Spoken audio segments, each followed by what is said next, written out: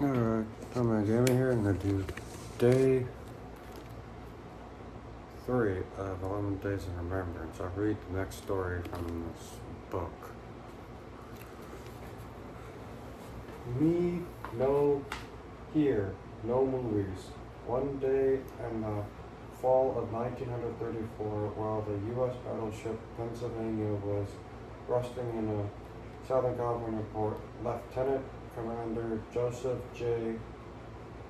Richford, Assistant Operations Officer and Chief of Intelligence, called in Lieutenant Edward T. Layton, who was in charge of the main gun turret. Ed, here's a Navy doctor over at Long Beach who was with an ONI undercover squad. Westford said, "They're keeping track of what's going on in the Japanese community here." He said, reported that the Japanese naval tanker that arrived today has something special film they have planned to show to a local Japanese association tomorrow night. We suspect the film is subversive. A tale wearing lean men who gentle manner and soft-spoken words believed the intelligence officer told Layton, "I would like to have you help the undercover boys this matter, and supporting the film showing would be a group calling itself the Japanese Citizens Patriotic Society. It has rented an auditorium in Long Beach from the Shell Oil Company, which no doubt was unaware of the propaganda nature of the film." Layton and Moulton told the rest that as a Caucasian, he might be denied entry to the session. On the night of the event, Lieutenant Layton put coveralls bringing a phony commercial firm's name and posted as a fire insurance inspector, and one phony criminal firm's name posted fire in one hand. He carried a five-finger signature as the naval officer had intended. He was denied entry at the front door. Playing his role to the hilt, Layton loudly declared that he was there to protect the property of Shell Oil, and he wiped out his false credentials to prove his affiliation. His job was to make certain that there would be no smoking in the auditorium when the film was being shown. He declared, "Soon, the loyal chairman of the Japanese Citizens Patriotic Society appeared with him not to speak a word of Japanese. He was fluent in the language." Layton flashed his fake papers and demanded that he be allowed to enter. "Get out," the chairman shouted. "Me no here, no movies," Layton exclaimed. It was time for the film showing to begin, and there 300 persons gathered in the auditorium were growing restless. With a scroll, the chairman waved Layton into the auditorium.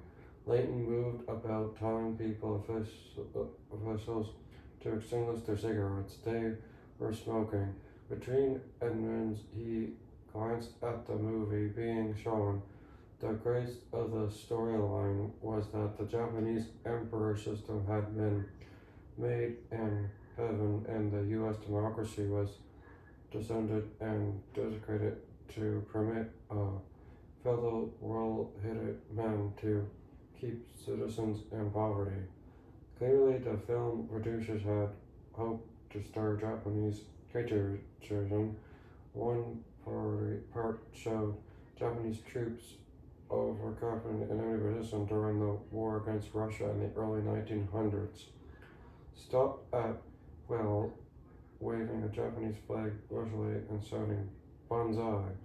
A cartoon part of the film depicted John Pritchard Morgan, one of the wealthiest men in the U.S. history, first a wheelbarrow overflowing with $1,000 bills over the pictured bodies of poor people, while Ed Layton had been circling through the cloud. His fire extinguisher rested in a corner.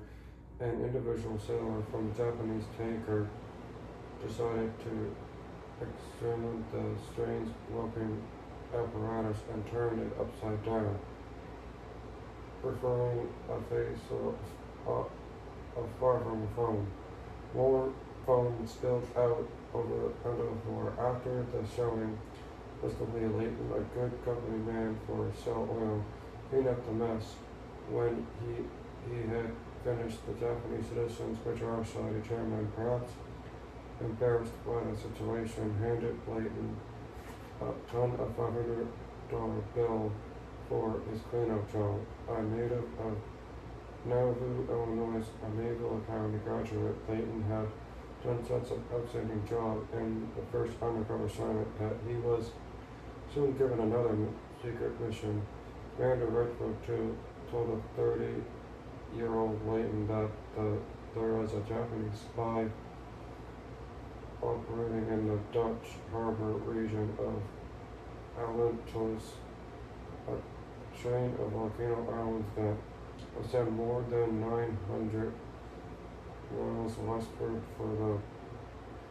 How many kilometers is that? I don't go by miles.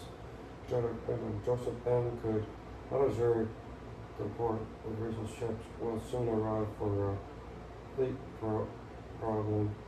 A U.S. naval base was located by the Dutch harbor population 47, which were the Dutch ship had been the first to enter the bay sometime in the early 1700s.